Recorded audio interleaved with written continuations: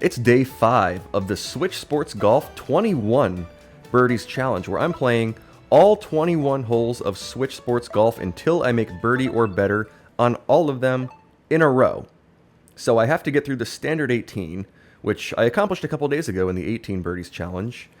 But then there are 3 extra holes in this game, holes 19, 20, and 21, that are each more difficult than any of the regular 18, arguably. Whoops, let's not do that. And I'll have to get through those in the same video with no cuts, at birdie or better. So we'll get it started with hole 1. Nice shot. We have 2 miles an hour, right to left, so not a whole lot to this one, I don't think. I'm just going to send a regular drive out there, no adjustment. And I'm thinking, for this second shot, since we have a little bit of wind, I'll want to adjust a little to the right. So I'm thinking about there should be pretty good. I'll use the same power that I otherwise would, since it's just crosswind.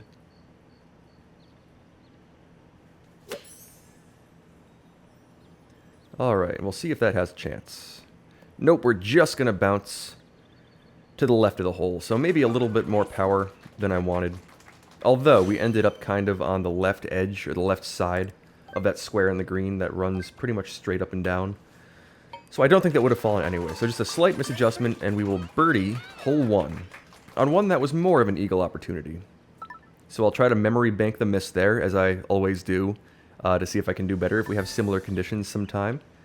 And we'll move on to hole 2 with that weird back pin location and some maximum winds. So a fun, I guess if you want to call it that, hole 2. I don't really like this one. I don't like the looks of this at all. But we'll have to give it a shot. That back pin location is kind of widely regarded as a guess. I don't know if there's a good way to actually get it there. I mean, that was a pretty good run at it, I'd say.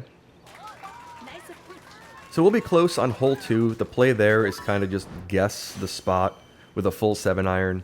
And that may not get the distance perfect, especially if there's wind, but it should get it pretty close. So the 7-iron full there is usually the play without backspin. Some pins you want to do 5-iron with backspin. Some pins you want to roll down with a spoon. The reason you don't want to spoon that one is because you'd have to land short in the rough, and the rough takes all the distance in the rollout off of the shot.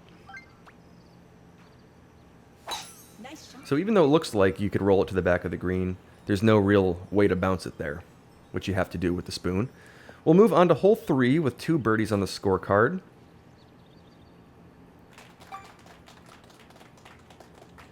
And we'll just send it through the gap in those trees. Nothing too much to this one today. Nice shot. Could have gone for the curve shot, but with the kind of narrow gap that you get when your drive is downwind, there's not a whole lot of room to curve it from left to right. So the fade was a little bit out of play. Maybe I could have pulled it off, but wasn't quite worth the risk of a bad miss, in my opinion. So we'll give this one a shot from the bunker with some backspin. See if we can yank it back and maybe hold it out. Okay, that felt pretty good. We'll get the roll back. We won't. Oh, I thought that was good. 0.2 feet. So a tap-in birdie from about as close as you can get on hole 3 today. The backspin just wasn't quite there. Maybe too short of a shot to get all that much backspin. But I feel like I landed it pretty short of the hole, and I mean, maybe it needed to be a little shorter. But I guess that's just a very touchy shot sometimes. To 3-iron or to 5-iron today? I'm thinking 3-iron. We'll send a 3-iron out there. 17-mile-an-hour crosswind is something that I always underestimate. So I'm not going to want to do that. I'm going to want to hit it a bit more carefully. With about that much power, I'd say. Okay, that felt pretty good. It looks like it's on a fairly good line, but we'll just be a little too far left, as I kind of predicted by saying that I always underestimate. Even though I moved a couple of extra ticks, a couple of extra little adjustments to the right, didn't quite cut it, and we won't get it there for a hole-in-one. But that would have been a guess on this one. So we'll take 4 birdies through 4 and move on to hole 5 and see what kind of conditions we have there. We'll have 6-mile-an-hour winds. A little left to right, but not a whole lot to it. I'm thinking maybe today we'll try out the right side of that tree.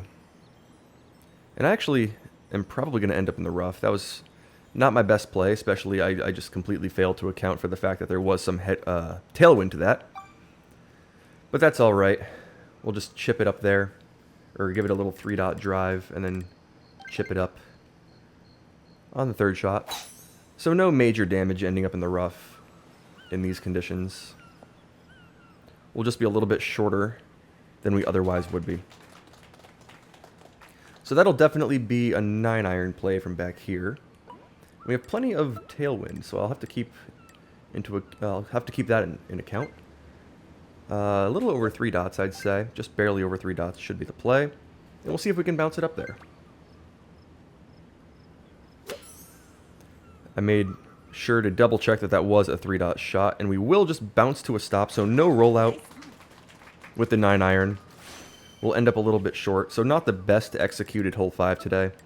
But we should be able to get this one up and in for a birdie and move on to hole 6. Nice birdie. So 5 birdies on the scorecard, 1 close call on hole 3. And we'll move on to hole 6 at 5 under. Now, this is always the ever-challenging hole. But with 0 wind, there's a play that I kind of want to go for. So we'll tuck it through there. We'll end up wherever we end up. It'll probably roll straight into the rough. Yeah, so we'll be in the rough. And with 0 wind, I think there's actually something you can do here in this play local mode. Like, this only works in local play. So we move 2 squares to the left. And I didn't necessarily research this. I just saw it. And I figure I can, use it to my advantage, the fact that I saw it. And we won't curve shot it. That's definitely not what we'll do. But we'll send it to about there in terms of power with a 7-iron.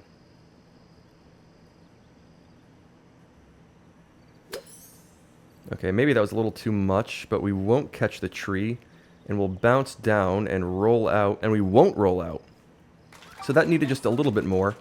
We're 15 feet short, but we're on the green. So the play didn't work exactly as intended. Maybe a little too little on the power, I'm not exactly sure. I'm not too familiar with the play. I just saw it once and I was like, ooh, that could be good to try out in this challenge mode. But we'll have to hit this one down the hill. It's going to move a little to the right, but not a ton. And we'll just want to be careful with this one. And hit it dead center for a nice birdie on hole 6. So a 0 wind play finally came in handy. I'll take anything I can get on hole 6. That one often gives me some trouble. And we'll move on to hole 7, where we'll see some, extreme wind. Come on now. That's just mean. So we'll have to deal with this. Put it out there to wherever we can. Thinking that's about good. Hopefully the wind catches it a little more and we won't have to use the spoon. Okay, we'll be in the rough, so I'll probably have to use the spoon or the driver and hope to put it close. So the wind in the tailwind direction didn't pick up my shot as much as I thought it would. We will indeed have to use driver, and that's just scary on this hole. But we'll see if we can get lucky and try to put it close. Let's not red bar it. Let's be real careful with the follow through. And I'm thinking, thank you, Anakin. If you can hear the cat in the background. I know, I'm hoping I hit the shot as well. Okay, that's exactly what I wanted. And we'll see if that maybe catches a good bounce and ends up in a decent spot. Will we hold the green? We will. So about the best I could do, I think, on hole 7. I mean, maybe I could have hit it a little less, but I really didn't know that with all that wind. We should be able to aim this one just outside the left edge. It should move to the right at the start and then finish off moving to the left a little bit. So we'll send that one down there. Move left, it will. And we'll sink a birdie on an adventurous hole 7 today. Adventurous is the word of the series, I guess, and oftentimes it's fitting. We'll have to see what kind of conditions we have on hole 8. So another extreme hole 8. That's no fun. What are we going to have to do? I think we're going to have to use the 3-iron.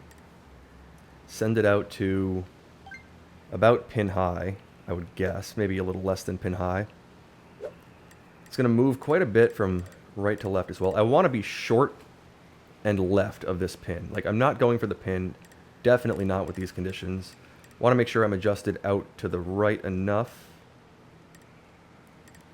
And I'm hoping that with the 3-iron, I can get this down there with about 3.4-ish dots of power with some backspin.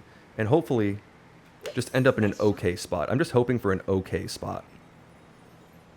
Okay, that's about what I wanted. Are we going to get the roll back onto the green? We won't. So a tough hole 7 and a tough hole 8. A little overpower on that shot. But once again, it was kind of a guess. Like, there wasn't a whole lot I could read there. 31 miles an hour. Headwind and crosswind is just mean, once again. So a mean hole 8. And we'll see if we can sink a little putt and save this round. Just short. My putting power, in terms of what I want versus what I get, hasn't been the best in these last couple of days.